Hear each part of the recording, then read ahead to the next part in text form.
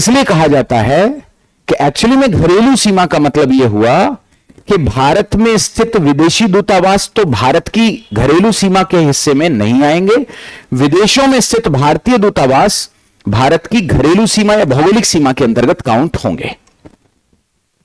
Clear है मेरी बात? डेफिनेशन क्या कह रही है, परिभाषा पर ध्यान दीजिए। ये भारत है और ये यूएसए है, यूएसए इंडिया। इंडिया में ये एक यूएसए की एम्बेसी है, ठीक है, यूई नाम है इसका, और यूएसए में एक इंडियन एम्बेसी है जिसका आईई नाम है, ठीक है। तो डेफिनेशन ये कह रही है कि भारत की भौगोलिक सीमा या घरेलू सीमा में होने वाला उत्पादन, यही डेफिनेशन कह रही है ना। तो क्योंकि ये जो टेरिटरी है ये भारत की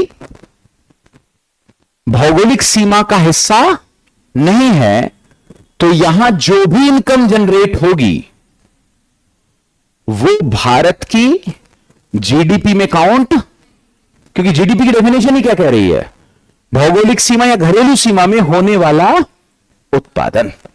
तो यहां जो भी इनकम जनरेट हो रही है, इनकम कैसे, ये कैसे इनकम जनरेट करते हैं, जैसे मान लीजिए यूएसए का कोई टूरिस्ट भारत घूमने आया और उसका पासपोर्ट खो गया, तो पासपोर्ट बनवाने के लिए वो कहां जाएगा, इंडिया में खोया है, छीन लिया किसी ने, तो कहां जाएगा? क्लियर है मेरी बात? यूएसए की एम्बेसी में कि भाई हमारा पासपोर्ट खो गया है, हमारा पासपोर्ट, और पासपोर्ट फ्री में बनता है क्या? इनकम जनरेट करेगा ना ये दूतावास। सिमिलरली मैं अगर यूएसए जाना चाह रहा हूं तो मुझे वीजा कहां से मिलेगा, क्या समझ रहे हैं आप? तो वीजा फ्री में मिलता है क्या? उसके लिए मुझे यूएसए में क्या देने पड़ेंगे, यानी इस एम्बेसी में क्या देने पड़ेंगे, कुछ पैसे, तब मुझे यूएसए का वीजा मिलेगा। तो जब मैं पैसे देकर यूएसए का वीजा परचेज कर रहा हूं तब यूएसए जा रहा हूं, तो इसका साफ मतलब है कि ये यूएसए की एम्बेसी की इनकम है। तो वो किसकी जीडीपी में जुड़नी चाहिए? क्यों? क्योंकि ये सीमा यूएसए की है। क्लियर है? सेम कहानी इंडियन एम्बेसी के साथ यहां होगी, तो इंडियन एम्बेसी भी ऐसे ही कुछ इनकम जनरेट करेगी। तो क्योंकि ये जो सीमा है ये भारत की भौगोलिक सीमा का हिस्सा मानी जा रही है, देयरफॉर इसकी जो इनकम जनरेट होगी वो कहां की जीडीपी में जुड़ेगी। अब समझ में आ गया पूरी तरह से? हमें परिभाषा पर जाना है, यह नहीं कि कोई भारतीय यहां रह रहा है। क्लियर? फिर एक और एग्जांपल हम ले रहे थे, तो लेट अस सपोज एक व्यक्ति है अमित, वो यूएसए की किसी कंपनी में यूएसए में रहकर काम कर रहा है, ठीक, हाँ तुरंत, यूएसए की किसी कंपनी में यूएसए में रहकर, उधर ध्यान नहीं देना, वो अपना आप रख के चले जाएंगे, ठीक है, आपका ध्यान कहां होना चाहिए, इधर।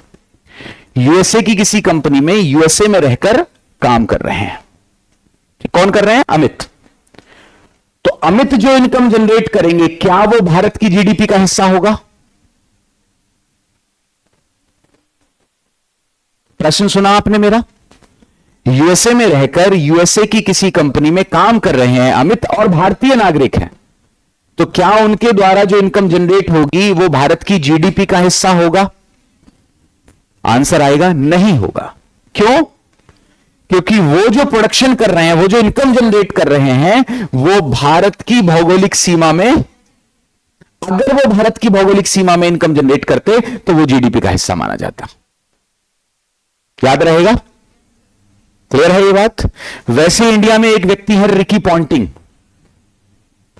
ऑस्ट्रेलियन है, और यहां की किसी आईपीएल फ्रेंचाइजी को कोचिंग दे रहे हैं, है ना, ऐसे ही कुछ है ना, आई थिंक सो, पंजाब या दिल्ली कैपिटल्स किसी है ना, किसी भी टीम को कोचिंग दे रहे हैं। कोचिंग दे रहे हैं यानी कुछ आर्थिक क्रिया कर रहे हैं, और कुछ आर्थिक क्रिया कर रहे हैं इसका मतलब कुछ इनकम जनरेट कर रहे हैं। तो इनकी जो इनकम है क्या वो भारत की जीडीपी में जुड़ेगी? ऑस्ट्रेलियन है, क्या उनकी इनकम जीडीपी में जुड़ेगी? तो आंसर आएगा हां, क्योंकि वो कहां की भौगोलिक सीमा में है? चाहे व्यक्ति कहीं का भी क्यों ना हो। क्लियर है मेरी बात? व्यक्ति कहीं का भी हो, रिसोर्सेस, प्रोडक्शन के रिसोर्सेस कहीं के भी हो, संसाधन कहीं का भी हो, अगर टेरिटरी हमारी है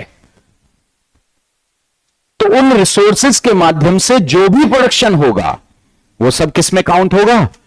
हमारी ही जीडीपी में काउंट होगा। तो जीडीपी का एक फॉर्मूला यहां से निकलता है, लिख लीजिएगा। जीडीपी बराबर, ये बस लिख कर रखिएगा, अभी ये डिफरेंस समझ में आएगा। देश की भौगोलिक, देश की भौगोलिक सीमा में राष्ट्रीय संसाधनों के दोहन से होने वाला उत्पादन प्लस देश की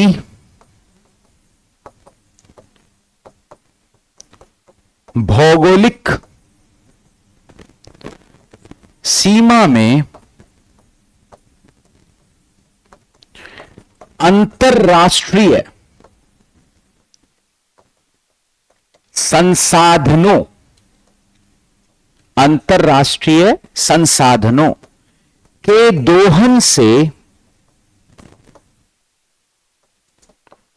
होने वाला उत्पादन।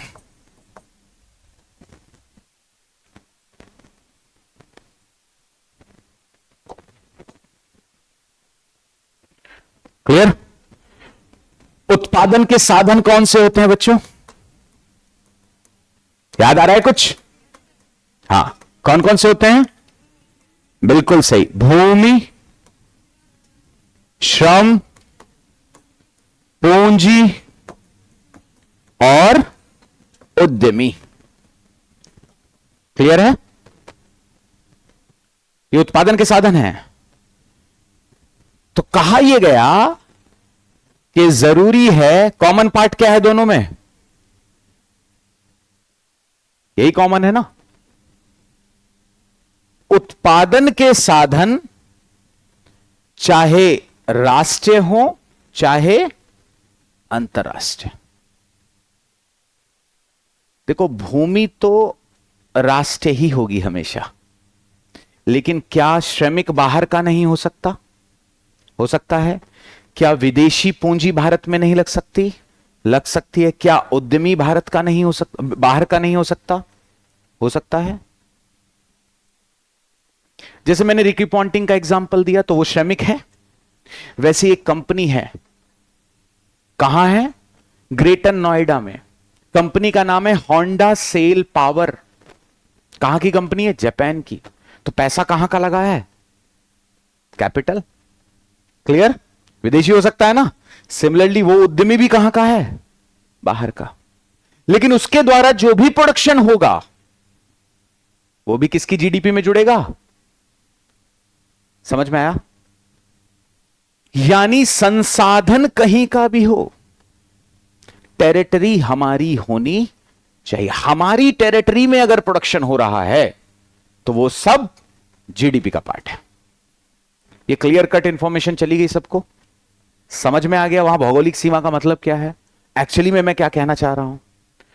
तो देश की, मतलब अगर भारतीय व्यक्ति विदेश में रहकर इनकम जनरेट कर रहा है, वो हमारी जीडीपी का पार्ट। अच्छा, मैं एक शब्द बड़ा सुनता हूं, एनआरआई। सुना है आपने? नॉन रेजिडेंशियल इंडियंस किसे कहते हैं, कोई बताएगा? कॉन्स्टिट्यूशन पढ़े हुए भी हैं कुछ लोग, बताइए जरा। एनआरआई, ताकि ये भी दिमाग में रहे। वह भारतीय नागरिक, आप प्रवासी भारतीय हेडिंग डालिएगा और उसमें लिख लीजिएगा, वह भारतीय नागरिक, वह भारतीय नागरिक जो एक वर्ष में 182 दिन, वह भारतीय नागरिक जो एक वर्ष में 182 दिन या उससे अधिक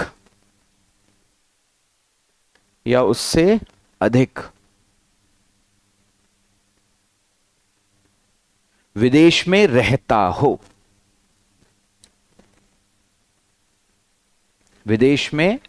हो, या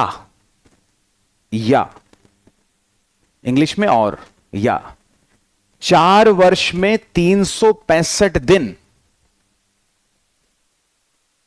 या 4 वर्ष में 365 दिन या उससे अधिक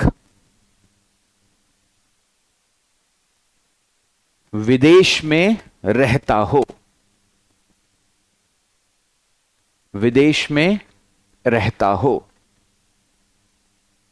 और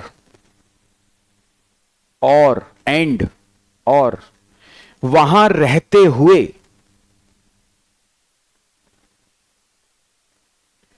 किसी आर्थिक क्रिया में संलग्न हो।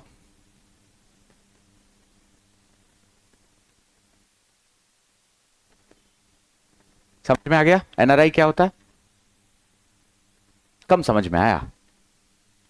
यहां अगर या और में अंतर समझ गए आप, और एंड में डिफरेंस अगर आपने क्रिएट कर दिया तो डेफिनेशन क्लियर हो जाएगी। वह भारतीय नागरिक जो विदेश में एक वर्ष में 182 दिन या उससे ज्यादा रहता हो, 6 महीने से ज्यादा भी आप कह सकते हैं कई जगह पर, अगर डेज नहीं लिखा है मंथ लिखा है तो 6 महीने से ज्यादा रहता हो एक वर्ष में।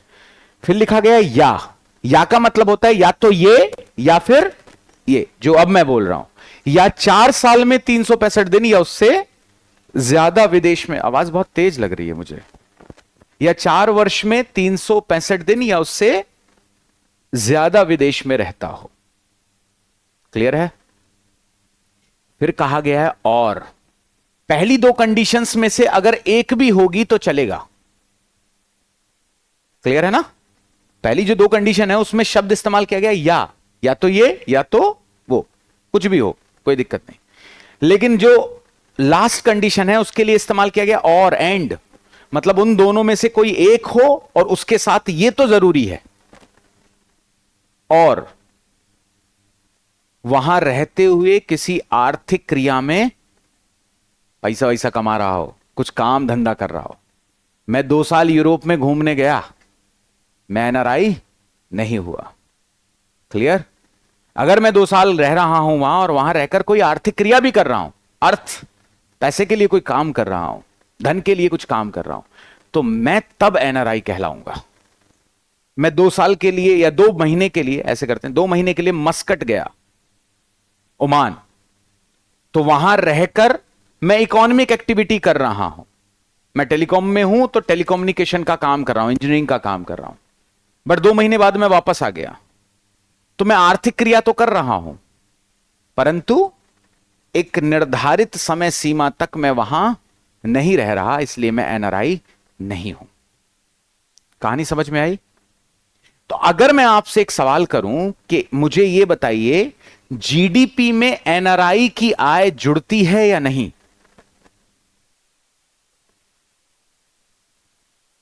नहीं जुड़ती है। क्यों? क्योंकि वो हमारी सीमा में। क्लियर रहेगा? चलिए, ये तो क्लियर है। अभी तक जो डेफिनेशन है उस डेफिनेशन को फिर से पढ़ रहे हैं।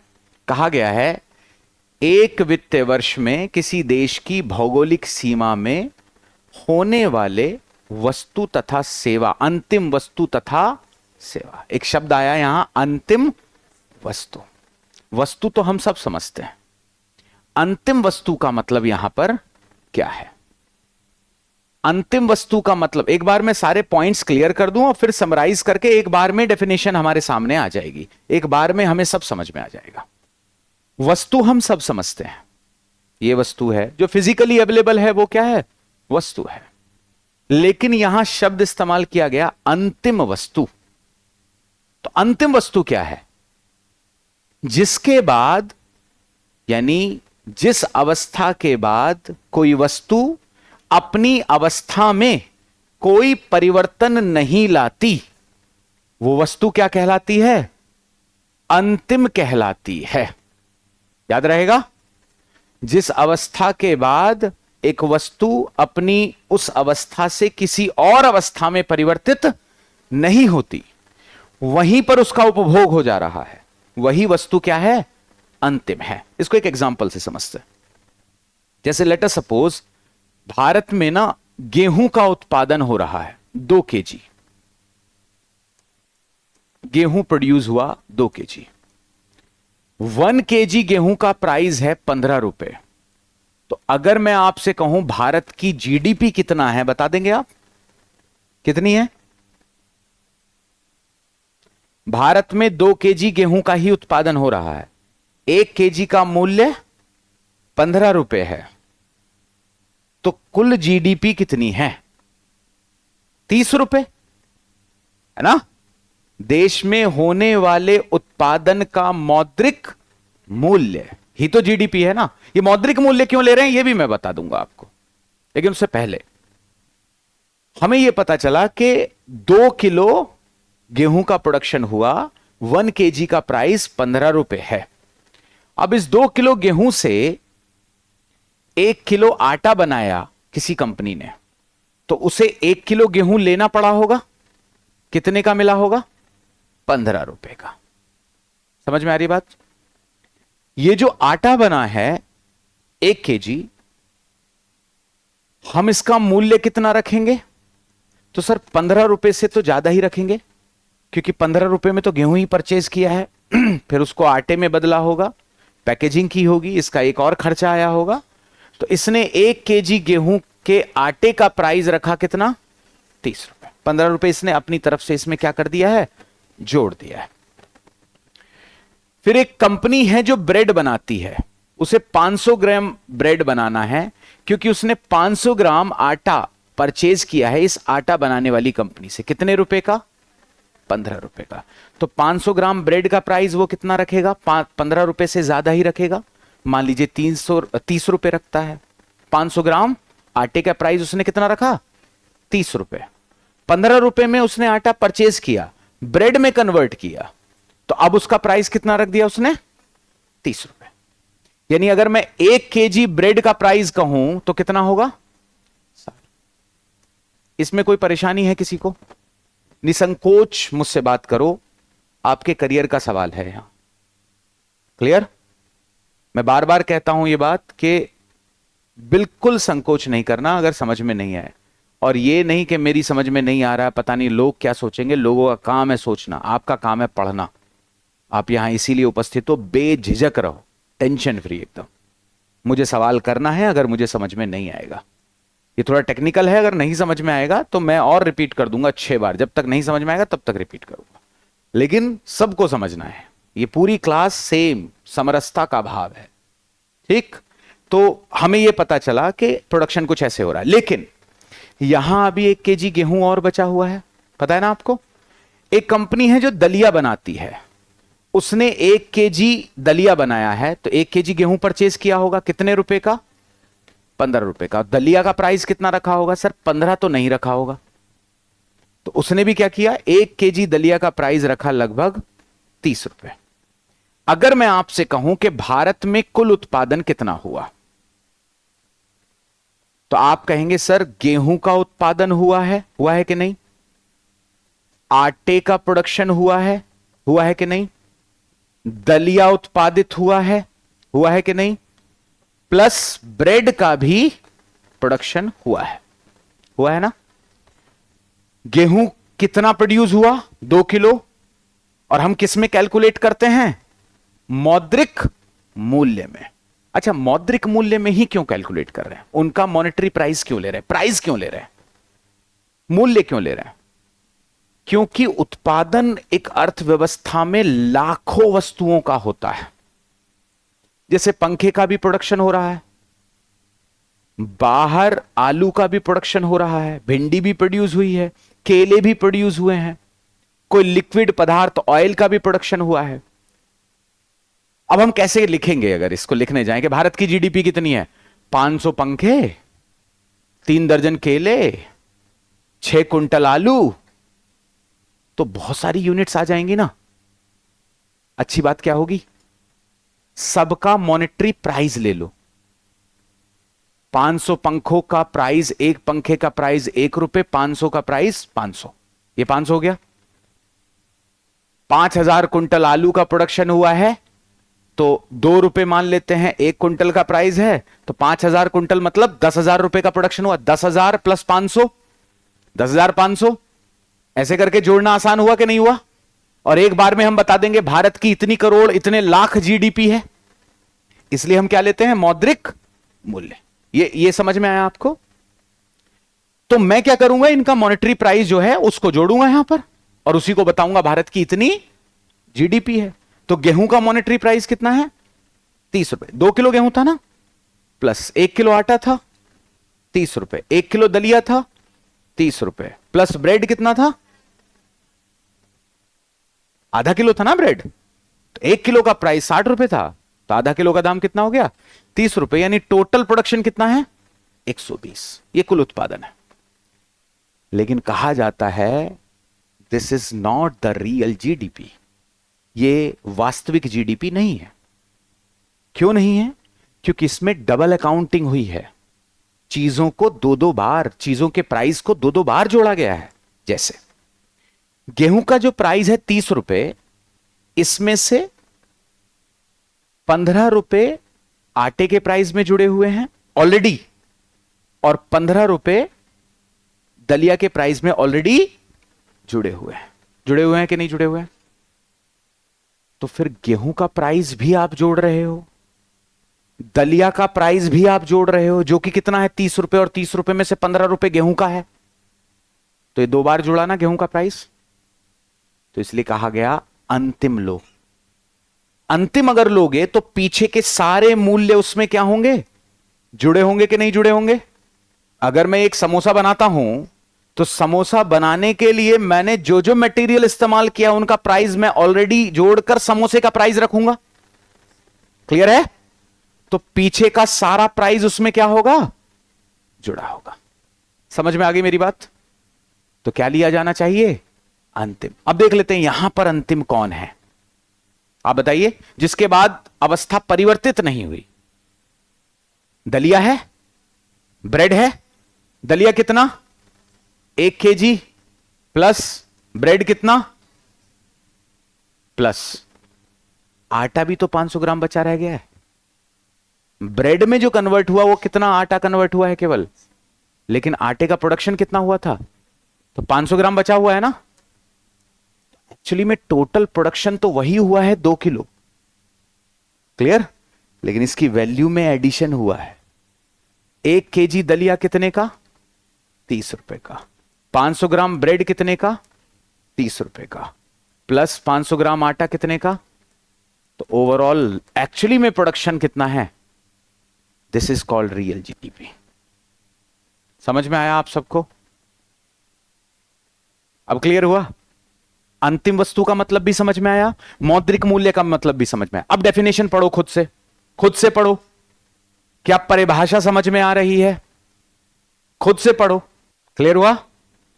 एक वित्तीय वर्ष में किसी देश की भौगोलिक या घरेलू सीमा के अंतर्गत होने वाले अंतिम वस्तु तथा सेवाओं के उत्पादन के मौद्रिक मूल्य को क्या कहते हैं, जीडीपी कहते हैं। क्लियर हो गया जीडीपी क्या है अच्छे से। तो जो भी मैं प्रोडक्शन कर रहा हूं, ध्यान से समझना, मैं जो भी उत्पादन कर रहा हूं तो इस उत्पादन का एक मौद्रिक मूल्य है कि नहीं, इसका एक मॉनेटरी प्राइस है। तो ये जो मॉनेटरी प्राइस है यही क्या है, जीडीपी। किसकी जीडीपी, मेरी। और मेरी इनकम भी किस में जुड़ेगी, भारत की जीडीपी में ही जुड़ेगी। ओवरऑल समझ में आया आप। तो हमने कहा कि किसी देश की, मैं फिर से रिपीट कर रहा हूं, एक वित्तीय वर्ष में किसी देश की भौगोलिक सीमा या घरेलू सीमा के अंतर्गत होने वाले अंतिम वस्तु तथा सेवाओं के उत्पादन का कुल मौद्रिक मूल्य ही जीडीपी है। अब क्लियर हो गया? अब एग्जाम की तैयारी को और बेहतर करने के लिए हमारे चैनल को लाइक, शेयर और सब्सक्राइब करना ना भूलें।